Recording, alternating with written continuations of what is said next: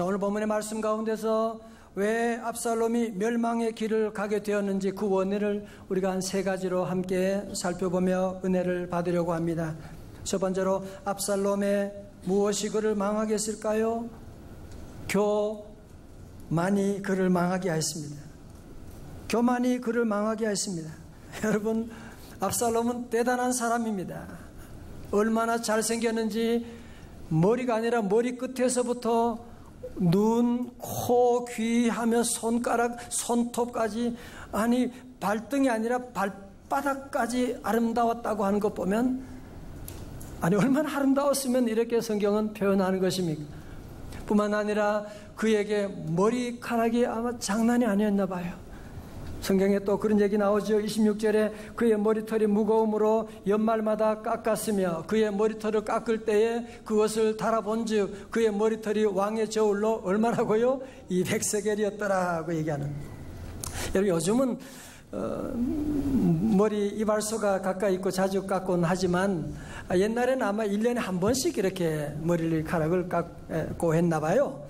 그런데 압살롬은 그 머리털이 얼마나 많았던지 그 무게가 왕의 저울로 200세겔이라고 하는 보면요, 한 4.5kg 되는, 여러분 페트병 그 물 1.5짜리 한 3개 정도 무게 되는, 여러분 엄청난 거든요. 이 당시 역사 기록을 보면 보통 사람들 1년에 머리카락을 잘라서 무게를 재면 한 500g 정도 된대요. 그러니까 압살롬은 머리털이 얼마나 잘 자라고 윤기가 있고 너무너무 아름다운 그런 모습을 가지고 있는 거예요. 제가 이런 얘기 안 하려고 했었는데 오늘 이 자리에 제 옛날 머리카락 얘기를 안 하려고 했었는데 안 할 수가 없어요.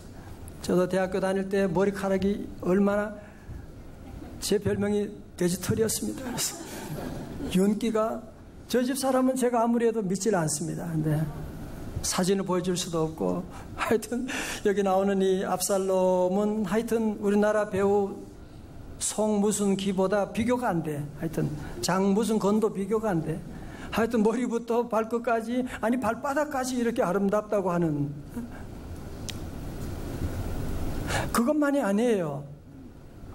그의 조건, 외적인 조건을 보면 그의 아버지가 바로 최고의 통치권자 아버지가 있고 그의 외할아버지가 바로 그술이라고 하는 나라의 또 왕이거든요.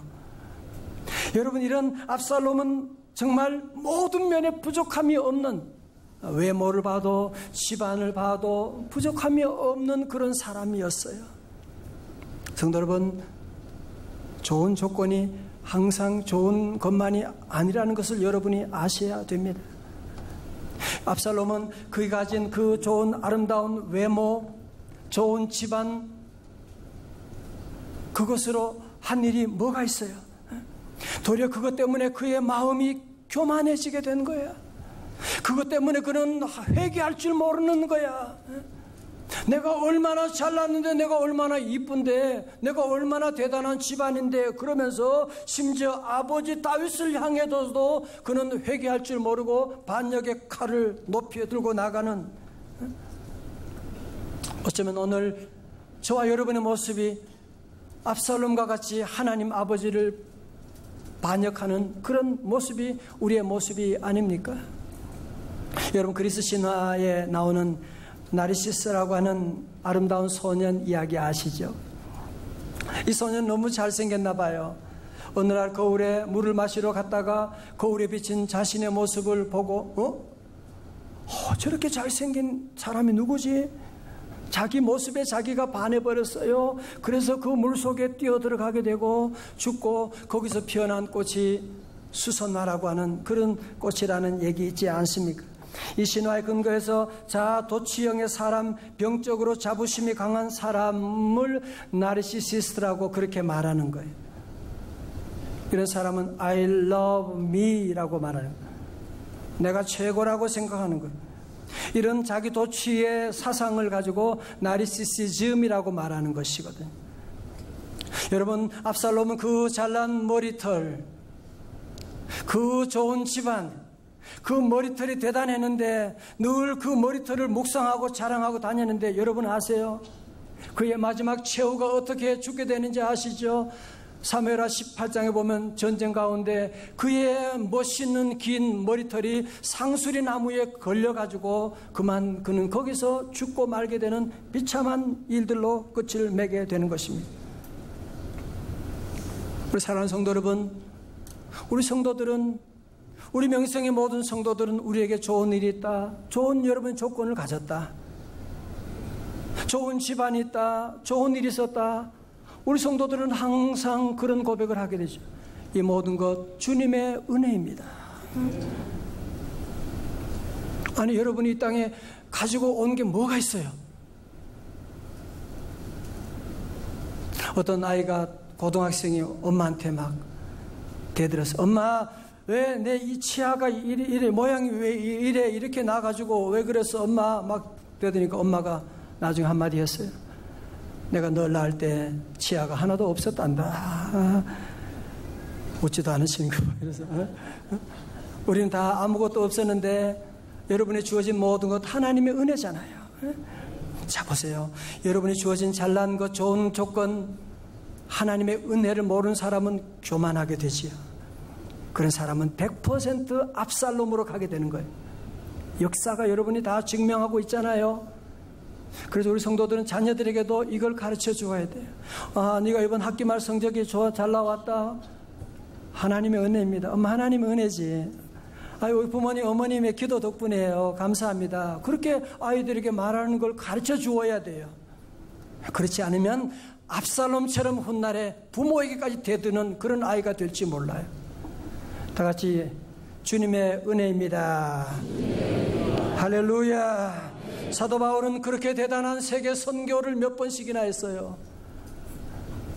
얼마나 수많은 기적을 행했지만 그는 뭐라고 해요? 고린도전서 15장 9절에 나는 사도 중에 가장 작은 자입니다.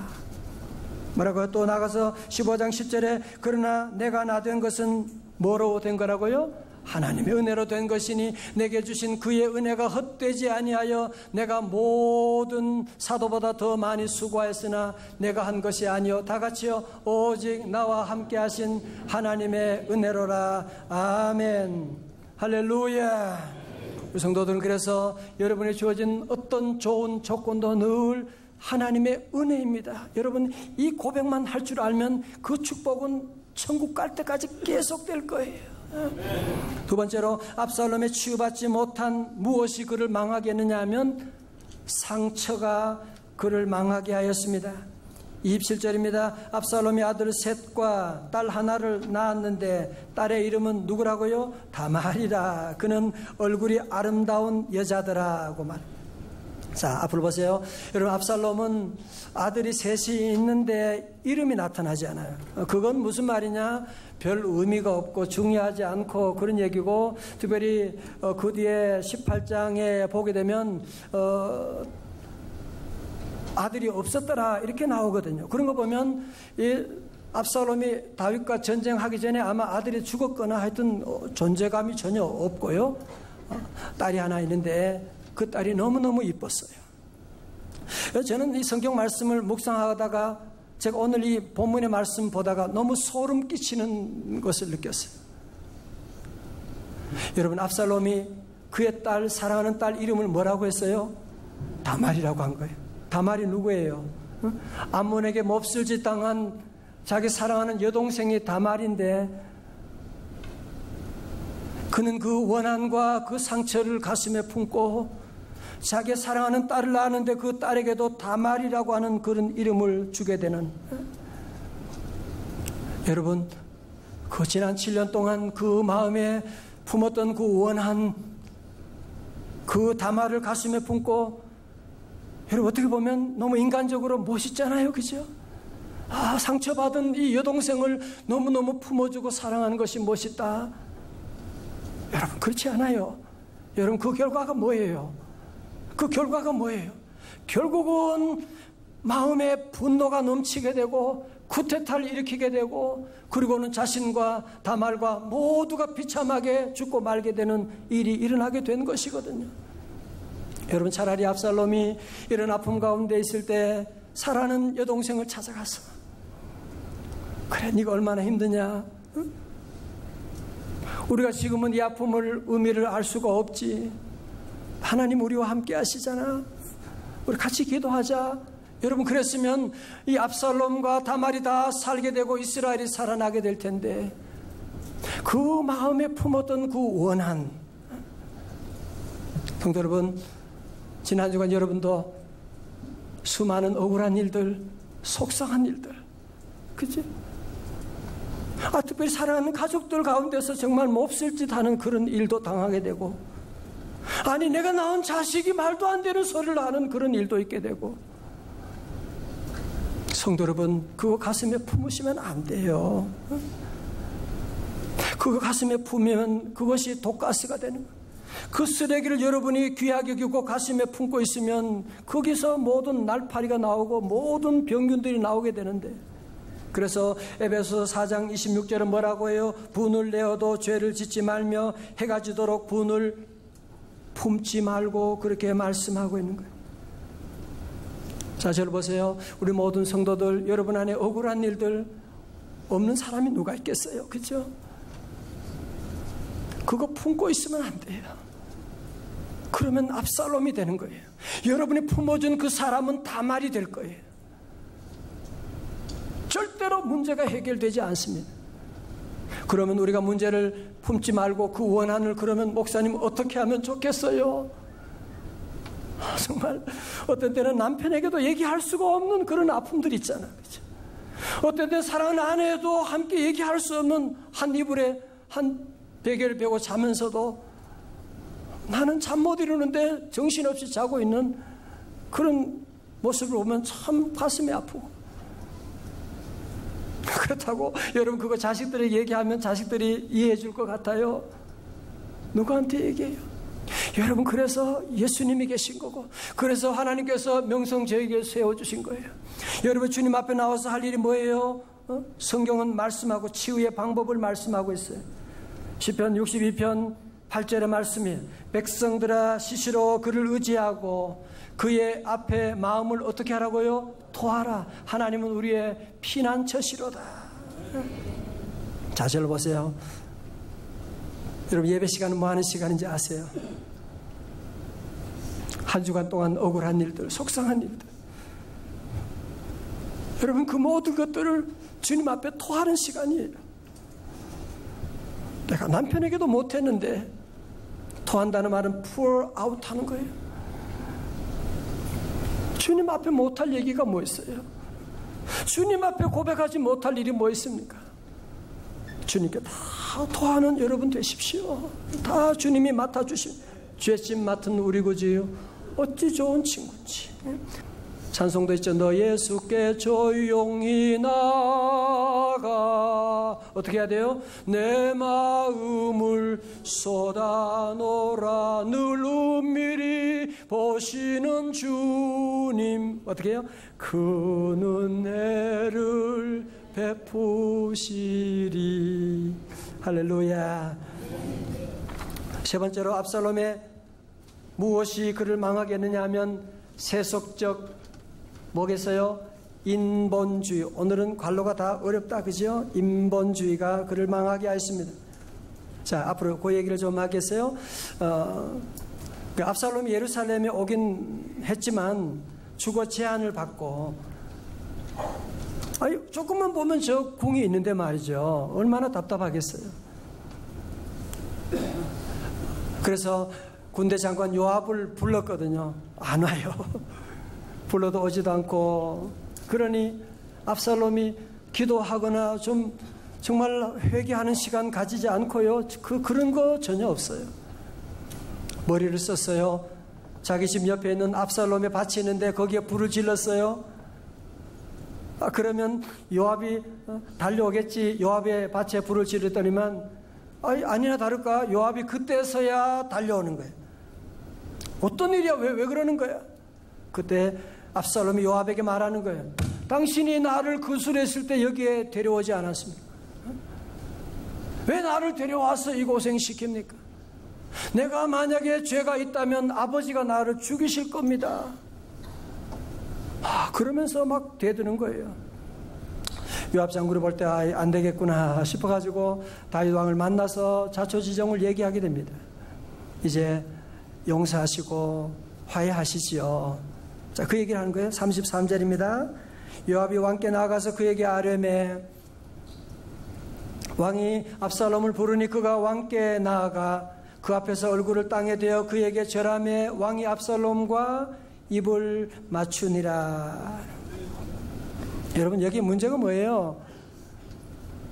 전혀 회개하는 과정이 없잖아, 그죠?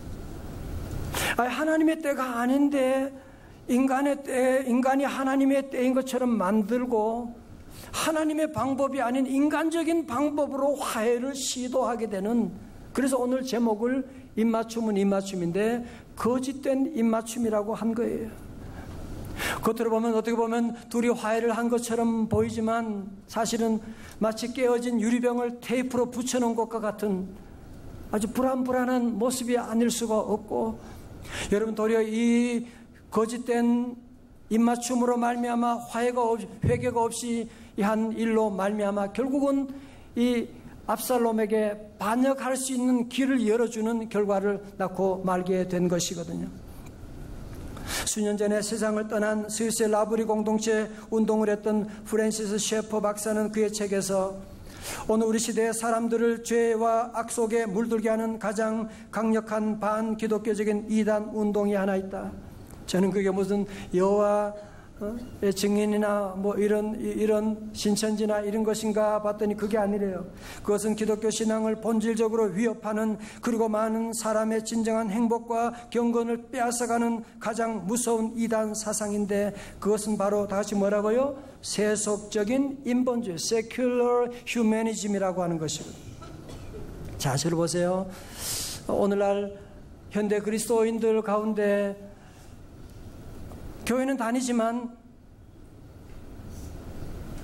이 압살롬처럼 너무나 인간적인 방법으로 최선을 다하는 사람들이,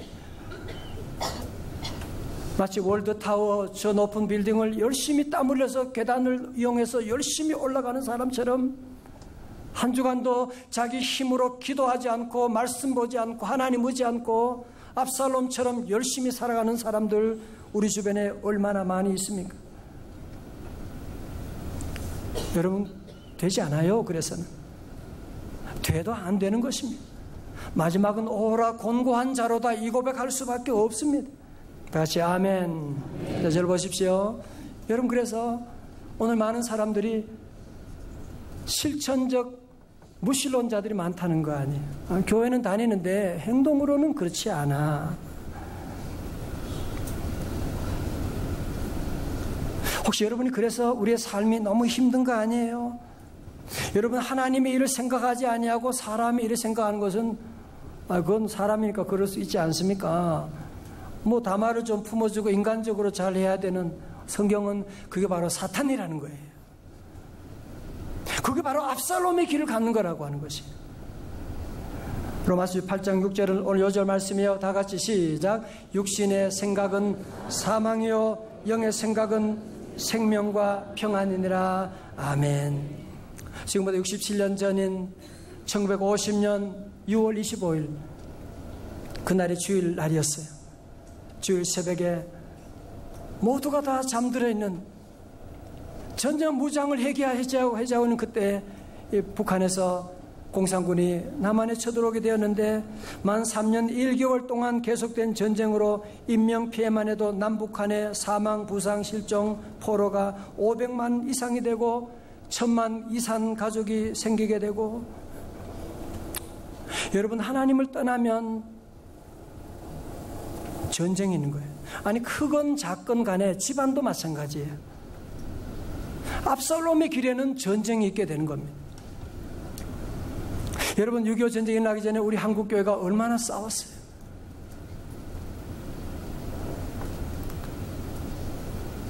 일제하에 그 어려운 신앙 지킨 사람하고 지키지 않은 사람하고 또 싸우게 되고, 그런 싸움이 결국은 민족 간의 싸움으로 다 점점 확대되어 나가는 것이거든. 전쟁 한 달 만에 소련 탱크로 무장한 북한군이 우리나라 남단 낙동강까지 쳐내려간 거예요. 여러분 아세요? 지도 보세요. 제가 여러분 지도를 줍니다. 정말로 저 아래까지 이제는 저 낙동강 저기 부산 저기밖에 지금 남지 않게 되는 순식간에 쳐내려온 거예요. 어떻게 해요? 그때 이승만 대통령이 부산의 초량교회 목사님을 다 모셔놓고 그렇게 눈물로 부탁을 했대요. 북한군이 낙동강까지 내려왔습니다.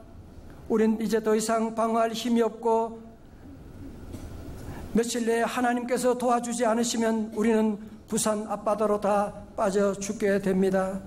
내 친구 메가더가 B-29를 보내 침공하는 북한 공산군의 주력을 깨뜨리기로 약속했으나 지금은 8월입니다. 우기입니다. 이 우기에 비가 내리며 떠야 되는데 이 우기에 비가 내리고 비행기가 내리고 뜰 수가 없습니다. 비가 오지 않도록 목사님들 하나님께 기도해 주세요. 이때 초량교회에 모였던 귀한 목사님들이 함께 열흘 동안 철야 금식하면서 하나님께 부르짖게 된 거예요. 눈물로 하나님께 기도하며 하나님 은혜를 베풀어 주옵소서. 이 8월에 우기지만 하나님이 함께하면 능치 못함이 없사온데 눈물로 기도했는데 정말 하나님의 응답의 역사가 나타나 그의 8월에 그렇게 무더운 가운데도 하늘에 구름 한 점 없게 되고 그 맑은 날씨 가운데 결국 하늘에 B-29가 떠서 융단 폭격을 해서 북한의 탱크를 앞세운 진격이 초토화되었다고 하는 기록이 있습니다. 그리고 9월 15일 하나님을 경외하고 기도하던 메가더 장군이 인천 상륙작전, 여러분이 잘 아시지만 전혀 불가능한 일이었는데 하나님의 은혜 가운데 인천 상륙작전을 개시해서 인천에서 한반도에 허리를 맞게 되고 하나님이 보호하사 우리나라 만세인 줄로 믿습니다. 지금이 기도할 때입니다. 지금이 기도할 때입니다. 여러분이 현대전쟁은요 그렇게 3년 걸리고 그런 거 아니에요. 보통 하나만 누르면 모두가 다 잿더미가 되어버리게 되는. 그래서 우리 성도 이번 한 주간도 함께 기도하자는 거예요. 함께 눈물로 기도하면 우리 하나님은 기적의 하나님이시기 때문에 여러분 가정에 어떤 어려움도 주님이 함께 하시면 능치 못함이 없는 줄로 믿습니다. 이제 다음 장에 가면 압살롬이 아버지에게 쿠데타를 일으켜 전쟁을 일으키게 됩니다. 전 지난 몇 주간 동안 이 압살롬을 묵상하면서 압살롬이 참 너무 나쁜 놈이라고 하는 생각을 처음에 했었는데 나중에 너무 불쌍해서 눈물이 막 나오게 됐어. 아니 그렇게 좋은 집안의 조건, 그렇게 좋은 외모를 다 가지고 그렇게 좋은 아버지를 모시고 있는데 그 아버지에게 시험 들어가지고 아버지에 대한 원망으로 말미암아 결국은 그 인생이 이렇게 비참하게, 아니 자기 대권이 지금 압살롬을 누가 따라갈 수가 있겠어요 지금. 그러나 그 마음의 원한 때문에 기도하지 않고 결국은 그 인생이 비참하게 끝나게 되었는데 묵상하다 보니 제 자신이 압살롬이구나라는 생각을 하게 됐어요. 예수 믿어 하나님의 자녀가 되었고 하나님의 그 은혜를 받았는데 하나님의 그 은혜를 알지 못하고 늘 섭섭하고 시험들 때가 많은 우리들. 사랑하는 성도 여러분, 우리 모두는 예수 믿어 하나님의 자녀 된 줄로 믿습니다. 여러분 다 하나님의 자녀예요. 하나님의 왕자요 공주요 하나님의 택한 자녀로 왕같은 제사장으로 다 부름받았는데 우리가 그 신분을 망각하고 함부로 압살롬처럼 원망하며 자꾸 하나님께 시험 든 사람이 많아요. 교회 다니면 목사에게 시험 들고 성도들 사이에 시험 들어가지고 하나님을 떠나서 원망 가운데 압살롬처럼 살아가는 사람들이 얼마나 많은지 몰라요. 사랑하는 성도 여러분, 아무리 아버지 아들이라도 탕자 보세요. 집을 나가면 탕자가 되어버리는 거예요. 아버지 품을 떠나면 탕자가 되는 것이거든. 아버지 하나님의 품을 떠나면 우리도 압살롬이 되고 다말이 될 수밖에 없을 것입니다.